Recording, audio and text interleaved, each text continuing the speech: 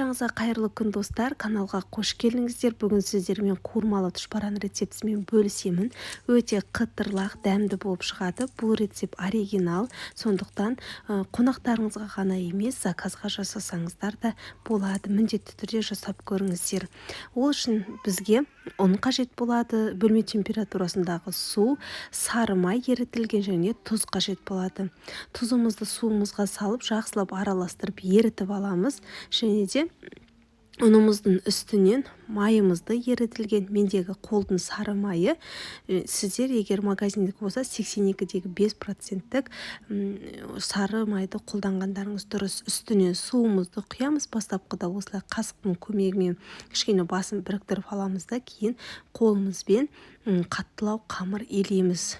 Қамырымыз қатты да болмау керек, қатты жаңағы жұмсақ болып та қалмау керек, қаттылау қамыр болған дұрыс. Міне жақсылап осылай қолымызбен басып қамырымыздың иін қандырып тұрып илейміз, және де осылай күлшелейміз да, иін қандыруға 5-10 минутқа қойып қоямыз.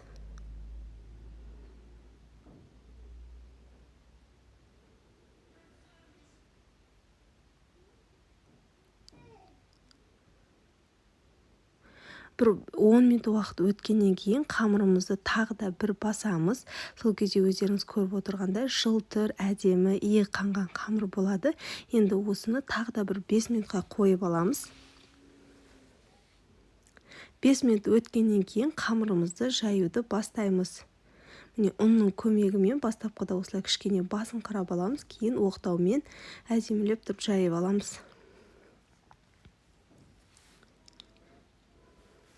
Қуырмалы тұшпараның қамыры қатты қалың болмау керек, және қатты жұқа болып кетпеуі қажет.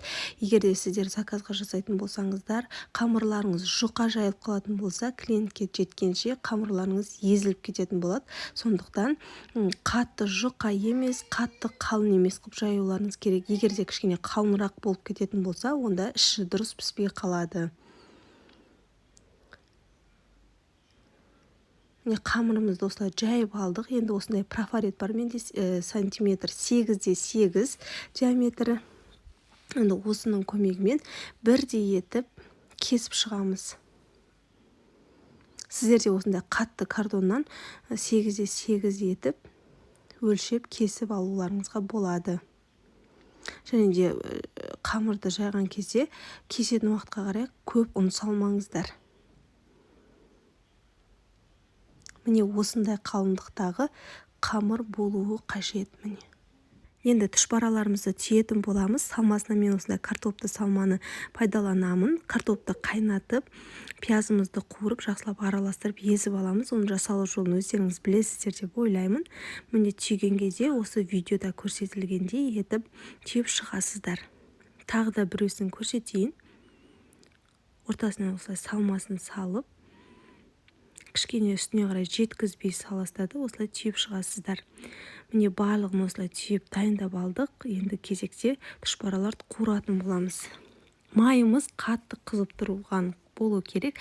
Егер де сіздер көп мөлшерде заказға жасайтын болсаңыздар, онда шұңғыл ыдысқа жасап қуырып алғандарыңыз дұрыс. Себебі кепсермен араластырып тұрып пісірген ыңғайлырақ болады.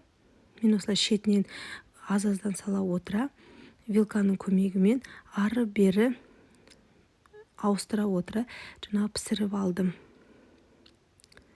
Міне осылай ауната отыра пісіріп аласыздар.